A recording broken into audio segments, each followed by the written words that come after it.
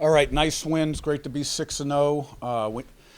I'm not going to say we needed a game like that, but we were certainly tested back and forth, like we had not been tested this season.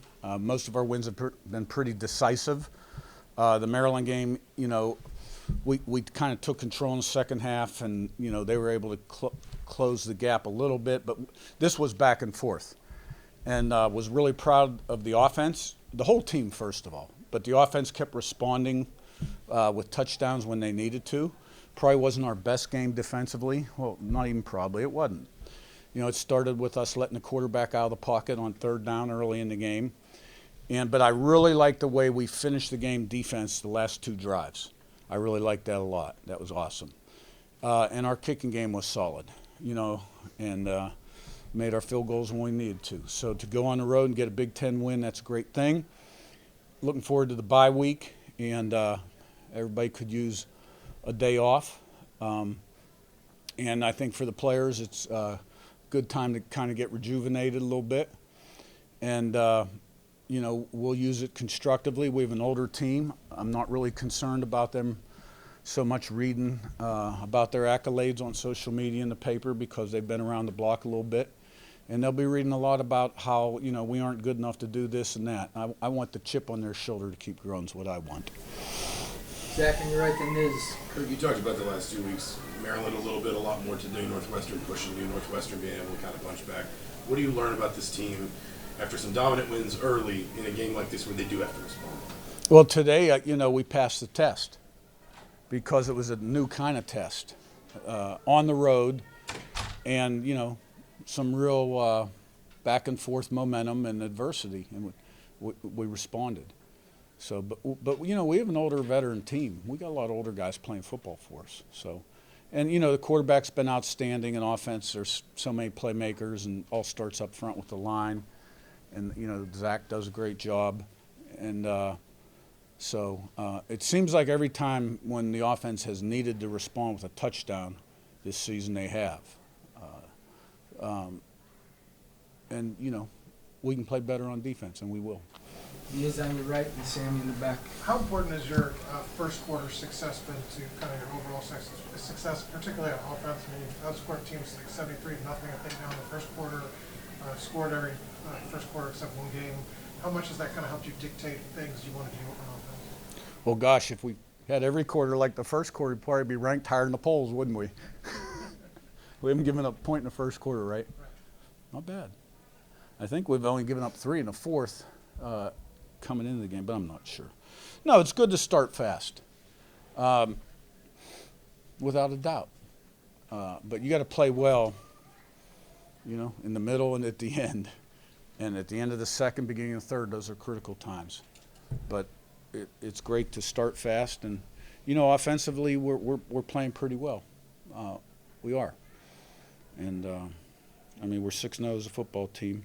So I'm proud of the team up to this point, which I'm usually not supposed to say. But we can certainly improve a lot more. And, we're only halfway through the regular season. Sammy in back with Jack on your left. Jalen Walker didn't play the second half. Isaiah Jones is in there. What adjustments did you make with Isaiah in there? Nothing. We call what we call. We call what's the best call for that down distance and personnel grouping.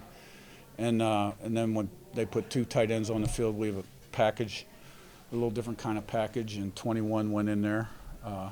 So, we'll see how Jalen is on Monday. But he's had some injuries in the past that medical staff didn't think he'd play again, and he's back there like 2 weeks later. So, we'll see. Jack on your left and Zach. Curt, the connection that Curtis and Elijah Surratt have built, I guess 6 games into the career, it seems like they're always finding each other on like 3rd and 4th down. Do you think that's kind of rare, I guess, only having 6 games together with each other, and what do you kind of attribute that to? Well, you got 2 committed, dependable guys, right? And Surratt, he did maybe have his hands on one today that wasn't complete, but they certainly do have that trust. But I think he's got trust with a lot of those wideouts, which is why we're rolling the way we are. Zach and then Jared. You mentioned it wasn't maybe the best defensive display from your team today. What were the struggles? What were the reasons for those throughout the early parts of the game, and then what changed those last 2 drives? The problem we were having was third down, and it started with when we let the quarterback out of the pocket. And then on one deep, and we're in right perfect position to play the ball, and they come up with it. So, but I thought, we finished the game like a championship team. Jared in front and Daniel. Defensive line had 3 guys out today. Do you feel like that maybe kind of led to a little bit of the struggles? Our D line did Yeah. 3. Collins, Harrison, and Landino. Well, Landino's been rolling into 2 deep, and he's a freshman. And really, Robbie and Collins has been out since camp. And Robbie is not into 2 deep. So the only guy really we were down a freshman that's played in 3 games. So we can play better. Daniel and then Joe. Yeah, I wanted to say you mentioned that you all only allowed 3 in the 4th entering this afternoon. We kind of spoke this fall about how you guys had really finished strong last year and how IU really hadn't. Just what is it about this team that you feel like maybe it enables it to really play well late? Well, look, guys, this is culture and mindset. These are guys that came from championship programs that have now won 20 of their last 21 games, okay? And a lot of other transfers that come from good programs. And the guys that stayed had a chip on their shoulder and something to prove.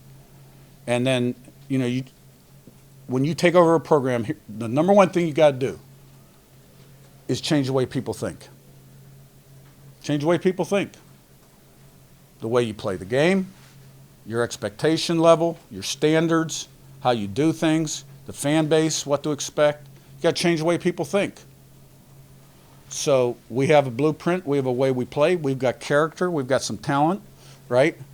And they're playing like all of our other teams have played in those situations. Joe, last one. Almost 200 yards after the catch today. I mean, how important is that to have your skill position player to fight for those extra yards?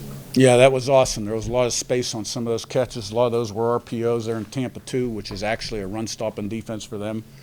But the RPO slant, the 5-step slant RPO was open. Didn't throw it twice early in the game. Probably should have. So our guys made the most of them. All right, thanks, Coach. Thank you. Fred in the